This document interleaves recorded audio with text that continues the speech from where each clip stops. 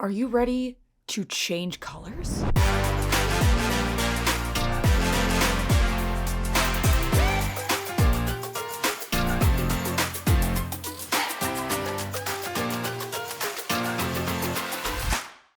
So we've gone over a whole bunch of things to this point, except kind of something important, how to change your colors, either at the end of the row or even in the middle of the row. When you're working on bigger projects like blankets or even smaller ones, it's kind of good to know how to change color mid-row, end of row, just, be able to change your colors so you're not just working with the Mandela yarn and stuff like that. I like to use the Magic No Ends knot. We have previously gone over it. Go back and check because that's what we're going to be using here to do some color changes. I hate weaving in ends. If I can avoid it at all costs, I do. So I'm going to show you how to do color changes working in rows. I'm going to show you how to change in the middle of a row and then also at the end of a row. And again, we will be using the fantastic magic knot. So click the little thingy above my head, go learn how to do that, and then come back here. But to get started, I have made just a little foundation row of 16 double crochet stitches. So I'm going to start my return row. So I'm going to chain one, and I'm going to work 8 double crochets across this row. And then we're going to do a color change. So we got 1, 2, 3, 4, 5, 6, 7, 8. Okay, so we have my 8 double crochets. Now from here, what I'm going to do is we are actually going to do a color change. I use the magic knot because it lines up perfectly. So what I want you to do is I'm actually going to undo this last double crochet, and we're going to start it, but we're not going to finish it. So we're just going to do yarn over and insert your hook, yarn over and pull up a loop, and then yarn over and pull through only 2 loops. Okay, now from here, because we want our knot to line up as much as possible, from here we're actually going to we're going to cut it. So I want you to getting the size or the length right is going to take practice. So don't worry. It might not be exactly perfect, but you'll get there.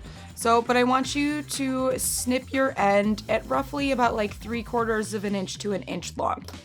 And then from here, what we're going to do is you're actually going to unravel a couple of stitches just so you have enough, yarn to work with.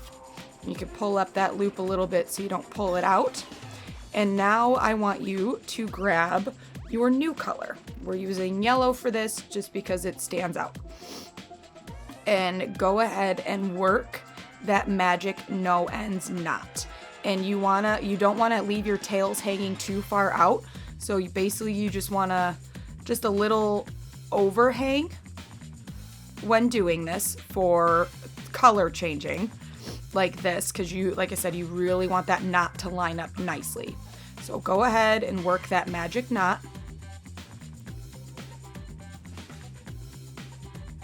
Like I said, you can go back to the previous video to watch how this is done slowly. So we've got the knot, everything's good. And this is why I use this, because you can just snip off these ends all the way down to that knot, and bam, you have no ends that you need to worry about weaving into your project later. And now that you have this knot completed, what you are going to do is continue as if you were crocheting as normal. So 1, 2, 3, 4, 5, 6. So we're going to work those 2 that we undid to get us back to our 8. So 7. And now you'll see as I'm finishing this 8th double crochet, that color change is coming up. So, and now I just have one more pull through. And now we have our pretty, our nice color change. And you can see that knot is kind of tucked in right along with that double crochet. So I'm gonna go ahead and I'm gonna do a couple more. Well, I'll finish the row with the yellow. So we'll do some more double crochets in our color change. And you guys can see why it is I use this knot.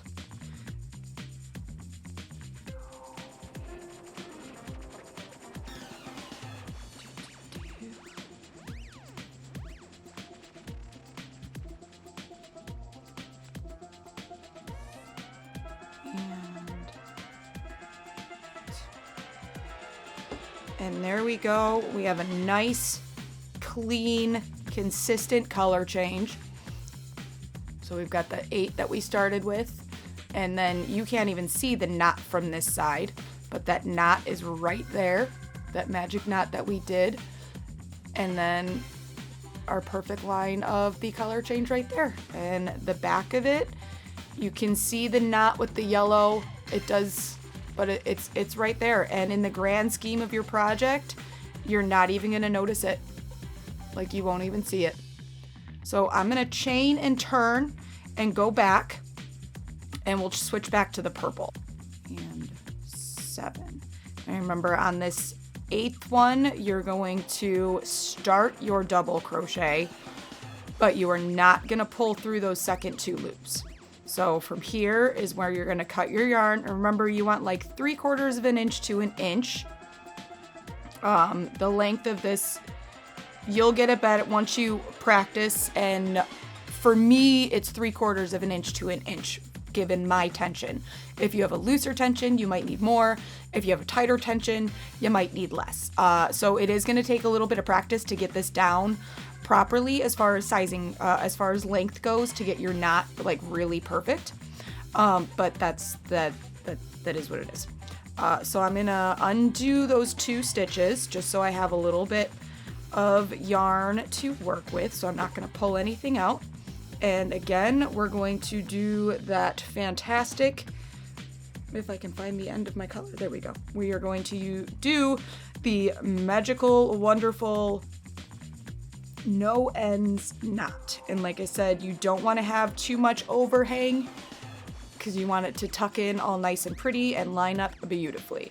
We're gonna do another magic knot.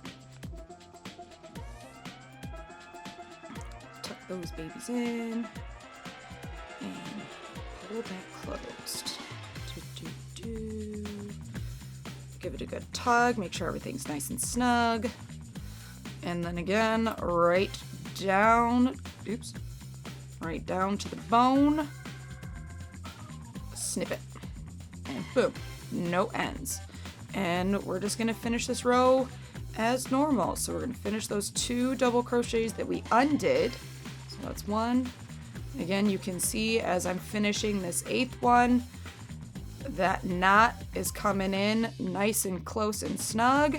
So it should land right at the edge of this double crochet. So when you do your final yarn over and pull through, you are pulling through that brand new color. And that's where you get that nice, clean, solid, aligned up color change. And then when we get to the end of this row, I will show you how to do the color change at the end of the row. And it's pretty much the same thing. The only difference is you actually finish the double crochet.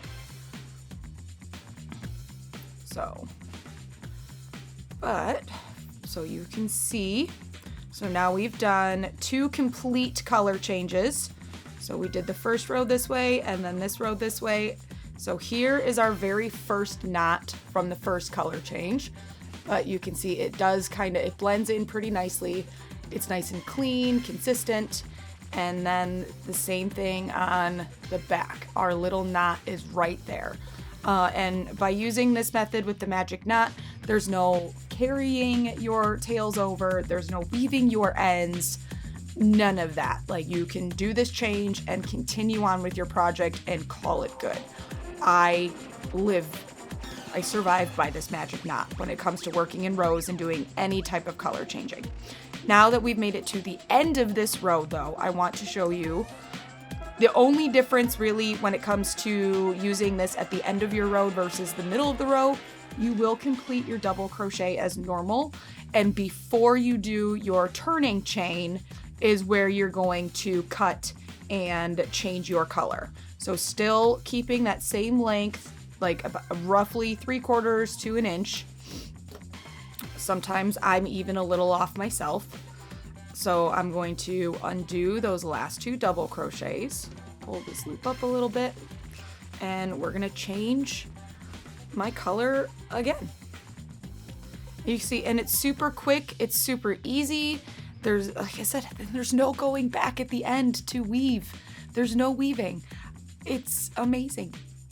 Because I know there's a lot of people out there like me that for the longest time, I would leave my ends till the very end to weave. I probably have some projects hidden in a drawer somewhere that are done, but the ends need to be woven in. And I don't want to. I'm not about that life. I'm not here for it. But so we've got our knot. I'm gonna redo those 2 double crochets that we undid. Get back to the end of our row. Okay, so now you can see I've got that last pull through. Sometimes I'm a little bit tight with it, but that's my pull through. My knot is right there, so I'm gonna do my chain 1, and we're gonna turn, and I will start a couple double crochets just so you can see. 1, 2, 3, we'll do 4. 4 works. Okay, and because I only chain 1, my double crochet does curve down a little bit, but as you can see, as you go, it keeps a nice straight edge.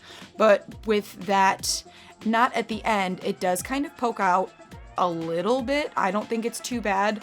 Plus, when you go when you're done with your project and you're adding a border, like say this was going to be a blanket, I'm working my border, this knot is going to get covered anyways. So you might see it right now, but later on when you're doing the border of your work, you're not going to see it at all. So, and again, you could use the method of changing within your rows, even on your border. So if you were doing like the purple, yellow, you can still use the knot to change in your border as well. And this works for double crochet, half double crochet, single crochet. The only difference with using the other stitches is the length of tail you will need when it comes to finishing off those stitches. So a double crochet for the pull through, like it works out. It will take practice to get it and get the math and the length and everything right. And like I said, tension does play a big factor. I have very tight tension, so the length of my tail isn't nearly as long as maybe some others might. You'll have to play with it and figure out what works best for you. But I swear by this method, and like I said, you can see, especially with this color change, right in the middle of that row. Let me turn this way. Right in the middle of those rows, like it's nice, it's clean, and there's no ends to weave. Like it's fantastic. It's fantastic.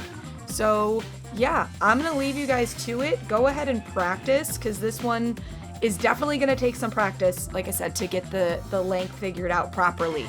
But yeah, I'm gonna leave you to it. I need more coffee, so I'm gonna go, and you have a great rest of your day. Toodles!